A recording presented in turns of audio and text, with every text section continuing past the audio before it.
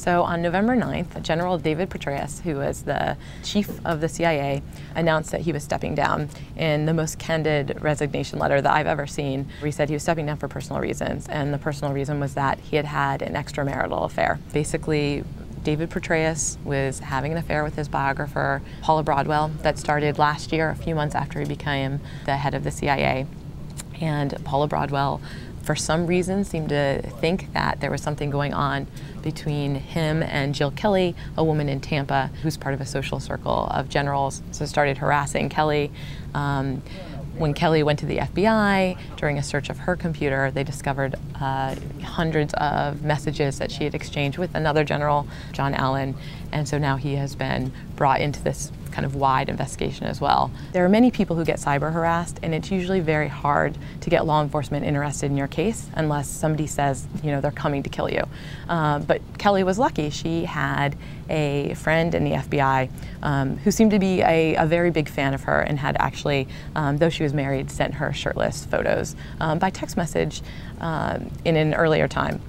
So this FBI agent decided to help jumpstart this case. And so the FBI began investigating where these emails were coming from. They're sent from anonymous accounts, so it wasn't obvious who the person was, but they got IP information from those accounts. And they were able to ask Google or whoever the email provider was to tell them, you know, who else had signed into an email account from the IP address. They were able to, one, tie the IP addresses to a bunch of hotel rooms. They then used a subpoena to ask those hotels for their guest list and looked for common names.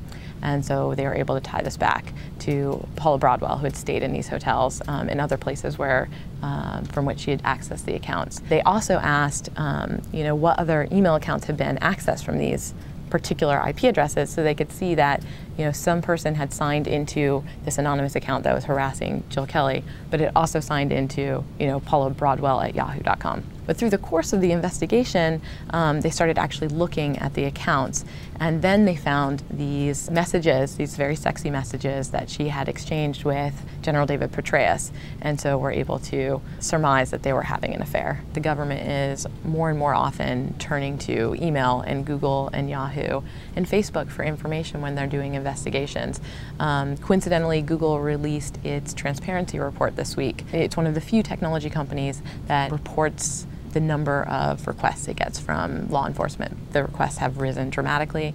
There were 8,000 requests for information from Google for over 16,000 accounts. At the same time last year, it was just at 6,000 requests from 12,000 accounts. So Google said, you know, one trend is clear, that government surveillance is on the rise. A lot of privacy advocates are, you know, troubled by this kind of increased data mining by the government from our personal accounts. So they are hoping that this case, because it's getting so much information, the degree to which the FBI started raiding computers and email accounts, that it will lead to a revisiting of the laws that protect our emails and maybe will improve those.